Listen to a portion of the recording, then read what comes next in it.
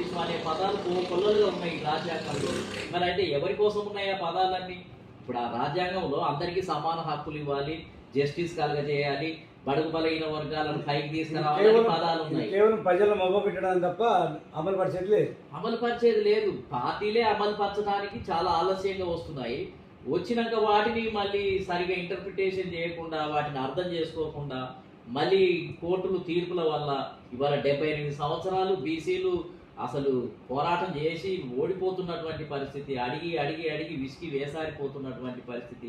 రాజ్యాంగమే ఓడిపోతుంది ఒక రకంగా చెప్పాలి అని అంటే. ఈ రెండు వ్యవస్థల వల్ల, రాజకీయ పార్టీల వల్ల, ఈ కోర్టులు ఇచ్చే న్యాయస్థానాలు ఇచ్చే తీర్పుల వల్ల, అంటే అక్కడ డేటా సక్రమంగా లేదు, లేకపోతే ఇది సరి అయింది కాదు అని అనేక కారణాలను చూపించడం వల్ల మొత్తం మీద ఏంటిది అని అంటే రాజ్యాంగమే ఓడిపోతుంది. రాజ్యాంగంలో రాయబడ్డ అంశాలు అవి అమలు కాకుండా పోతున్నాయి. కాబట్టి ఈ రెండు పార్టీలు కూడా ఇప్పుడు పార్లమెంటులో కూర్చొని చర్చించి న్యాయస్థానానికి ఒక అపీల్ అయితే చేయాల్సినటువంటి అవసరం ఉంది. ఈ డ్రామాలన్నీ వద్దు. కాంగ్రెస్ పార్టీ బీజేపీ మీద నెట్టి డ్రామా చేయటము, లేదు నువ్వే కారణం అని వీళ్ళు తిట్టడం, వాళ్ళేమో నువ్వే మాట ఇచ్చినావు, నువ్వే 42% ఇస్తానని నువ్వే చెప్పినావు కాబట్టి అది నీ బాధ్యత, నువ్వే చేయాలి అని వాళ్ళు అనటము. ఈ రకంగా మొత్తం ఏంటంటే బీసీలతోటి ఒక ఆట ఆడుకుంటున్నారు. మొత్తం ఒక ఆట అంటే బీసీలు 3 వ్యవస్థలను